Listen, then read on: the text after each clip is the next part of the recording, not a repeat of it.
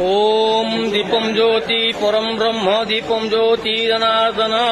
दीपम ज्योति हरे में पाप पूजा दीपो नमस्तुते।